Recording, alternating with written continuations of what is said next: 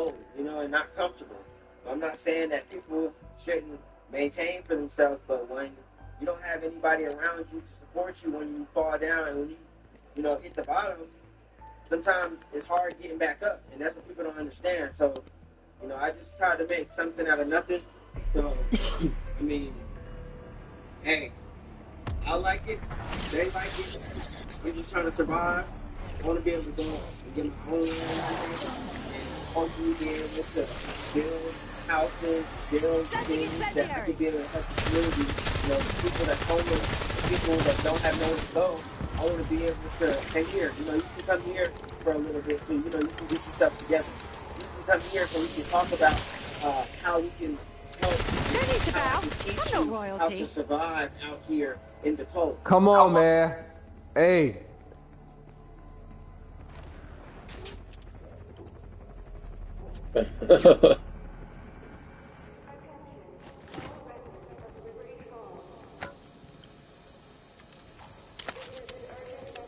We're now in the year 2025 and Black Ops 3 will soon be turning 10 years old. But despite this era of Black Ops turning 10 years old, yo, what you on, dude? Breaking new records that have only just been revealed at the start of 2025. So in this video we're going to dive into everything and show exactly what record Black Ops 3 has broken. Now I preface this video with very loose terms because there's only a certain amount of publicly available information about Call of Duty, but there's no denying that the news I'm about to say with Black Ops 3 is pretty insane. So very recently there was a big article by Stephen Tortillo at GameFile, which disclosed the budgets that Activision has had on the development of some Call of Duty games over the years. Now this is information that Activision would never usually share publicly and hasn't done so since the days of like Black Ops 1, and this all arose from a lawsuit against Activision where they had to reveal some details about Call of Duty. Those details included the development costs for 3 of the biggest selling Call of Duty games, and the budgets that were disclosed are some of the biggest development budgets ever disclosed by a game company, which also includes lifetime sales. So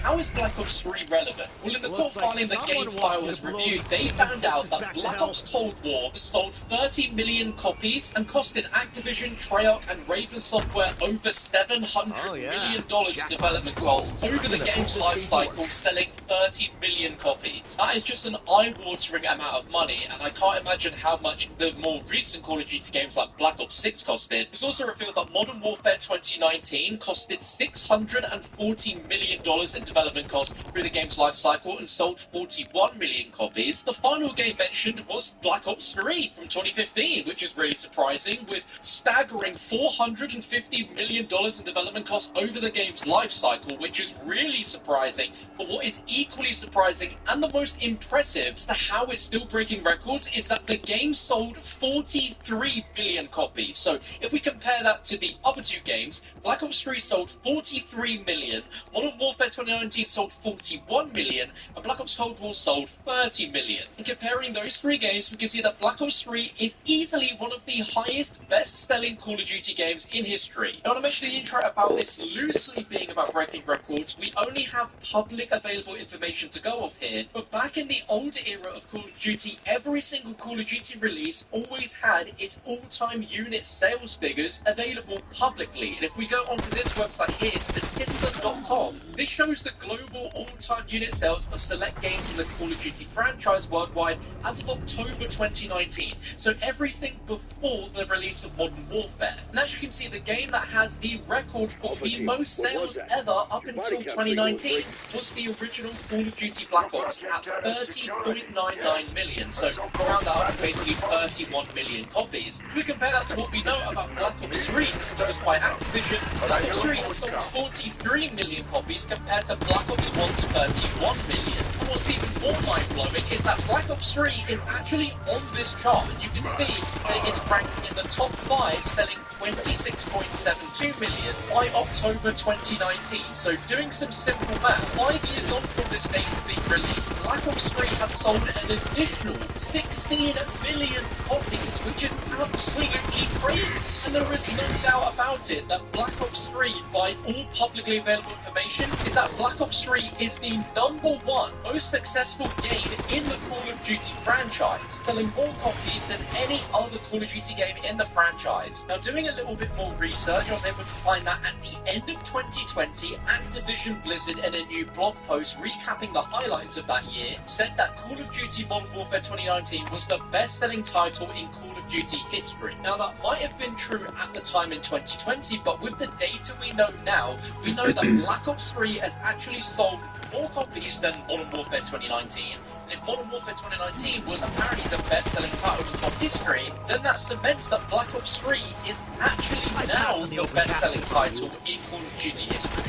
News as crazy as this, we really need to sit down and reflect on how Black Ops 3 has become the best-selling title in Call of Duty history. And I think it's really simple. That foundationally, the multiplayer and the zombies aspect of this game really has drawn in so many Call of Duty fans over the last decade that even now, people are still buying Black Ops 3. And more times than not, people are buying Black Ops 3 to replay the zombies experiences on that game. And when you add on top the massive expansion that is Zombies Chronicles, that alone is enough to attract gamers that may have played old school zombies back in World War Black Ops 1 but haven't played any in a while and want to play the most modern, up-to-date experience they can with all of those old, incredible maps that they are familiar with, that they remember, but being able to enjoy it in the most updated version possible. And on top of that, with the Steam Workshop having custom zombies maps on the Steam version of Black Ops 3, it shows that zombies is still extremely popular and a big focus on why people over the years have more. Wait, this dude's still playing this? Oh man, here we go. Let me mute him again. Copy was actually bought with money, or if there was some sort of deal, as during the PS5's launch, if you had PS Plus, you got access to the Zombie Chronicles Edition for free as part of the PS Plus collection for having a PS Plus membership. Then I'm also pretty sure that there was a year where Black Ops 3 was the free game of the month on PlayStation, where as long as you redeemed it, you will always own the game, regardless of if you paid for it or not. Even though Activision has had this data for several years, and obviously none of it has ever been made public, it is still extremely strong evidence internally that Call of Duty Zombies is still a humongous drive for people to buy Call of Duty games, and Zombies should get as much financial support as any other part of the game, such as multiplayer and campaign, because clearly it still brings in an insane amount of people. Well, hearing that it costs $700 million to make Black Ops Cold War is an eye-watering number. Even for Black Ops 3 costing $450 million is also incredibly eye-watering, considering that that was a game made 10 years ago. To put into perspective how insane these development costs are, if we compare this to a 2023 court filing from Sony, they indicated that The Last of Us Part 2, an absolutely massive AAA game in 2020, had a development cost of around $220 million, which at the time was a figure considered astoundingly high. And as mentioned in the intro, these disclosed budgets are among the largest that have ever been reported as a budget for a video game. And I'm sure Rockstar are going to blow that out the water $2 billion to develop. It's crazy to hear budget numbers like that and also have an idea to reflect on how a game as good as Black Ops 3 turned out because of how much money Activision put behind it. And also the incredibly impressive sales, especially from 2019 onwards, considering the game has just gotten older and older as time's gone on, is still massively appealing to a big chunk of the Call of Duty player base. And I think we can all agree that one of those big reasons is because of the Zombies mode, and especially when it comes to Zombies on PC. Now, we are still in the very early months of a brand new year of Black Ops with Black Ops 6, so you would inevitably think that Black Ops 3 wouldn't have a lot of players right now. We only have this.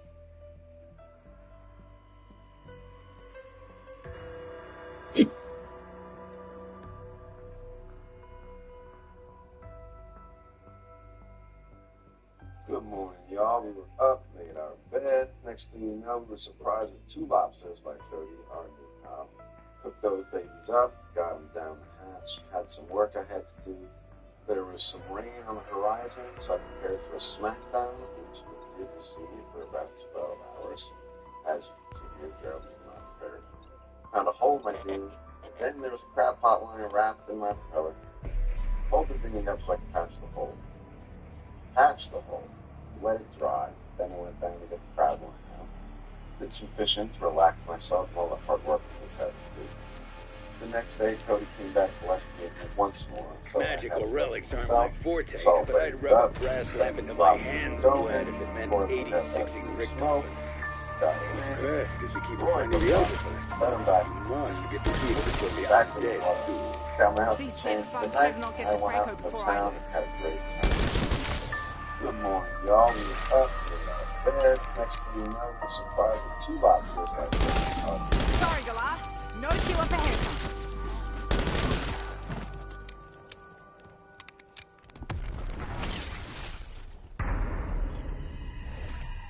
Dimensional breaches have formed around the keep. I cannot tell how or why they are occurring. Well, get with the program, you glorified abacus. We've got our hands full down here. Oh, and Ravenov, say privyet to Sam. Got location on Franco. As No far as deal, I'm no deal. concerned, My he's second, the real my boss. second bottle. First bottle, I believe.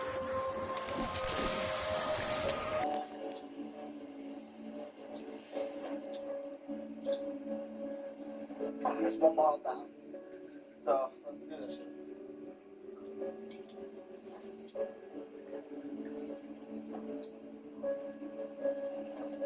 One more. This is my 4,000.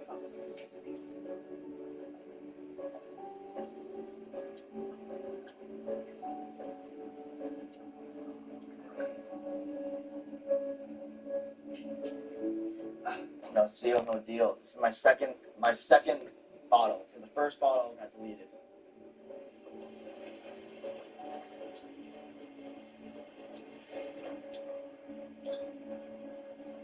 There's one bottle down. So let's do this shit.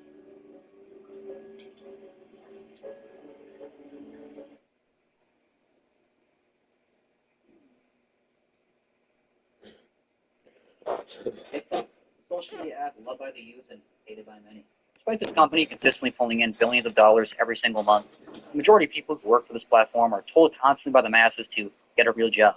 And according to the U.S. government, in about a week's time from the upload of this video, this app's going to be stricken down and pretty much banned from every single downloading platform, which is going to cause every single influencer or content creator or whatever you so want to call it will be coming for your job positions, and they'll be taking over the workforce, as well as the majority of people who spend most of their free time binging on this sort of short-form platform are going to have to find other venues to doom scroll on and get their fix. So in this video, we're going to break down different opinions and different people who are experiencing the wrath of what's going to happen next, as well as what a real job actually consists of, being that a lot of people seem pretty confused on that matter. Being that the majority of people really think this is only going to affect the influencer types, when actually many small businesses have been thriving on TikTok. Many people have been able to find their escape through TikTok, whether that's through content creation or just simply watching it. So let's get right into this video and jump into some hot takes, shall we?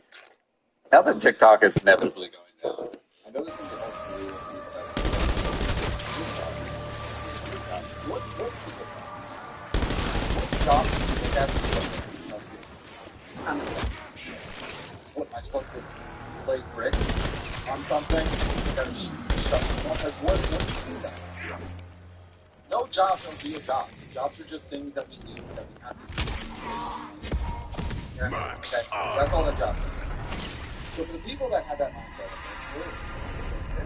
Franco tells this castle his kingdom, which is they're just haters because they didn't have the ball. pile of shit, as is he. They didn't have the ball to put their stuff out there. They didn't have the ball to do it in a way that would potentially make them. Gonna pick So this they want to place sit there clean. behind the screen. What's theirs is That mine did now. have the ball. Hey, I'm happy that things are not as things are going to go again. Ah, you want to be friends today? Got it. Do you like your job? Like, what do you want?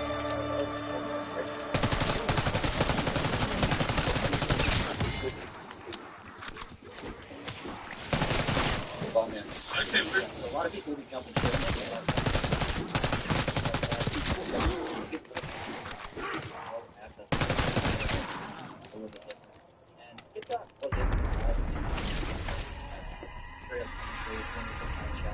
Starting to think you underestimated how much these nerds hate you. I think Carver would rather gargle a dog turd than have you along. Yeah, well, what can I say? It's lonely at the top. Well, shit, those gates aren't messing around. Our comrades will find a way. Yes, please. Taking it quietly. I'm glad they shut TikTok down. I've been seeing these comments on TikTok and all that stuff. Platforms.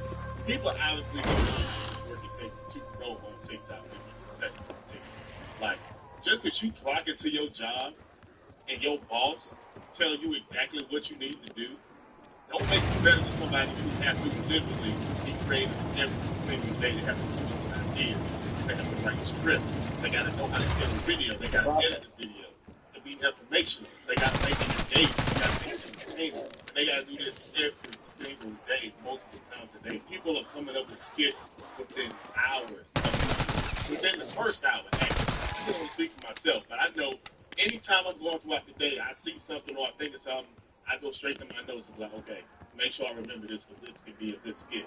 Or this could be a good talking point. This could be a good topic. So that's the thing. A lot of people just consider this to be a pretty easy, free-running job that you just post videos and go viral and all that. To actually get a video to get some traction, it takes a lot of skill and knowledge and so, how many people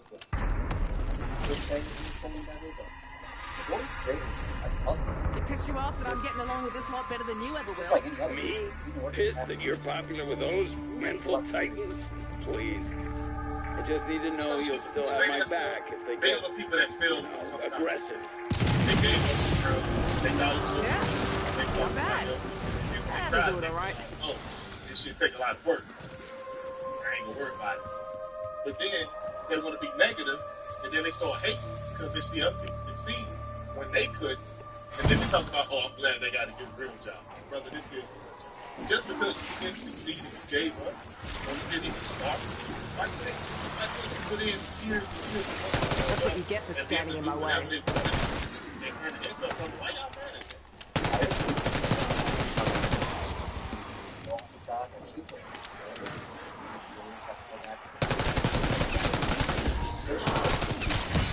Double points.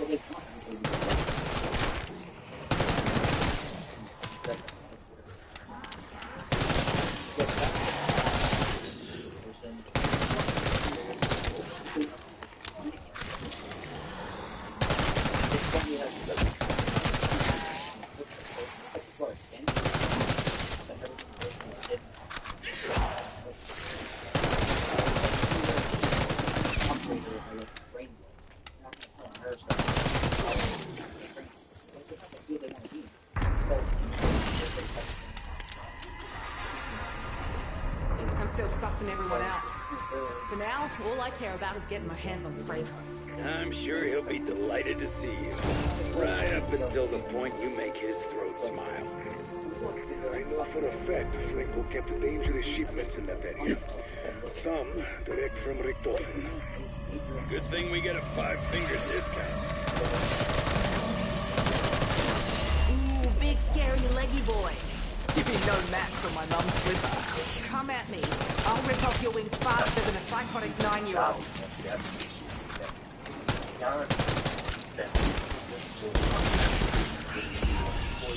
Marks up.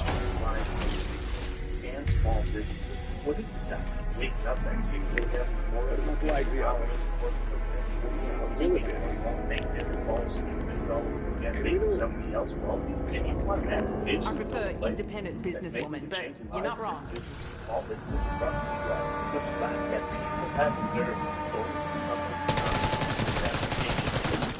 Like that, just prove that you've been and have the mindset of Bonus points. Throwing frag.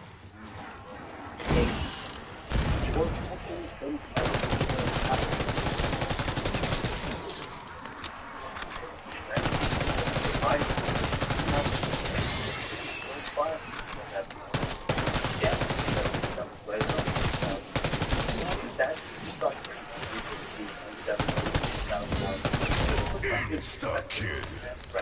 You have the family that you different things.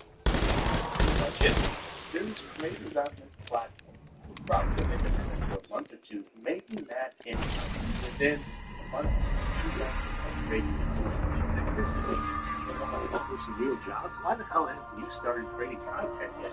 And you see all these people making all this money, changing their lives, and small businesses, changing the trajectory of their business in a matter of a few months. But a lot of people have to do stuff. What do you do?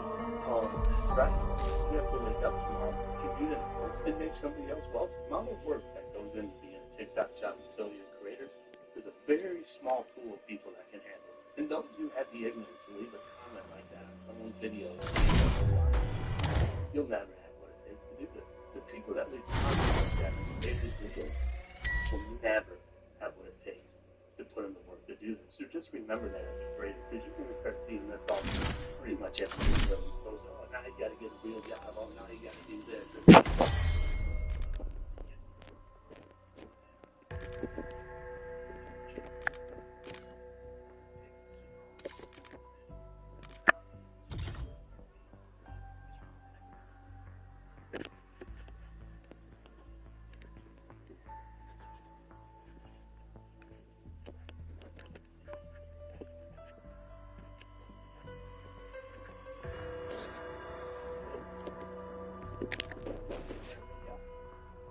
But it's really because the majority of people that are able to do this are not famous. They're not people that have it made, that have already made it out, made it in any sort of way generally. The majority of people are still struggling. This is a side income, a hustle that people have been able to acquire.